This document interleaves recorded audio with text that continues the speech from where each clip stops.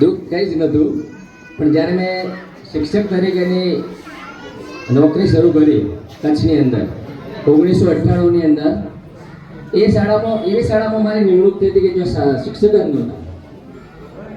શિક્ષક વગરની શાળા હતી, 1 થી 7ની, અને 128 બાળકો હતા ત્યાં. અને સીધા ડાયરેક્ટ આચાર્યની જવાબદારી આપેલી. સહર્ષ સ્વીકારી થયો. તેના સ્ટાફે મને બહુ મદદ કરેલી અને માર્ગદર્શન આપેલું. 6.5 વર્ષનો સમયગાળો થયો.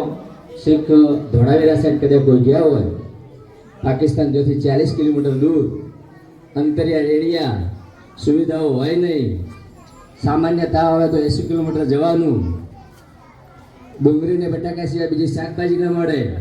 આવી પરિસ્થિતિની અંદર 6.5 વર્ષ મેં નોકરી કરી ત્યાં.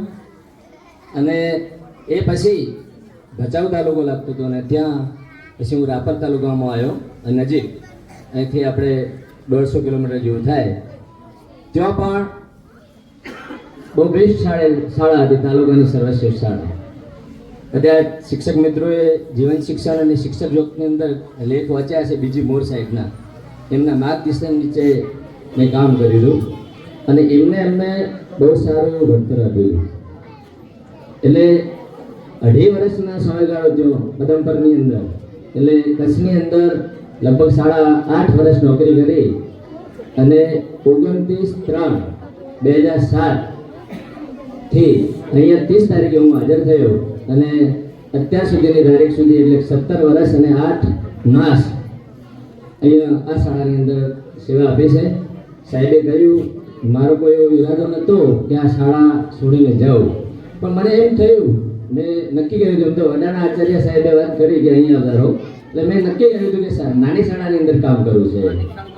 હા, 1 થી 5ની શાળા હોય એમ જ કામ કરવું છે 10 વર્ષ. આ મારો નિર્ણય હતો. એટલે ગ્રામજનો તરફથી કોઈ મને 17 વર્ષમાં કોઈ કડવો અનુભવ થયો નથી.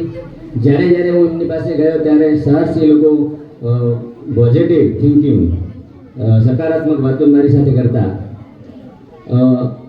ઘણા બધા વડીલોને જરૂર તો હોય સારા માણસની, એટલે કહ્યું એમને કે અહીં રહેવા તો સારું.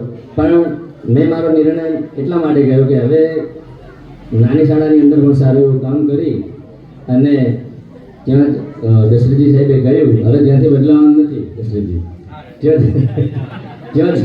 ત્યાં પૂરું કરવાનું છે. એટલે બીજું હું એક અગત્યની વાત કરું, બાળકોની અંદર હજુ આપણે અનિયમિતતા તો હોય છે. એટલે વાલીઓને ખાસ નમ્ર વિનંતી કે તમારા બાળકને તૈયાર કરીને શાળામાં મૂકો. શિક્ષક સ્ટાફ બહુ સરસ મજાનો છે અહીંયા અત્યારે. વિદાય સન્માન સમારોહ નાથપુરા.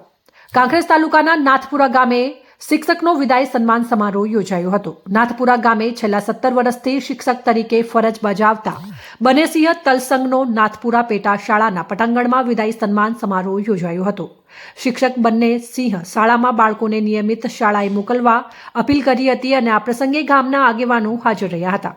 શાળા પરિવારે ચાંદીની મૂર્તિ તેમજ વિવેકાનંદનો ફોટો આપીને સન્માન કરવામાં આવ્યું હતું.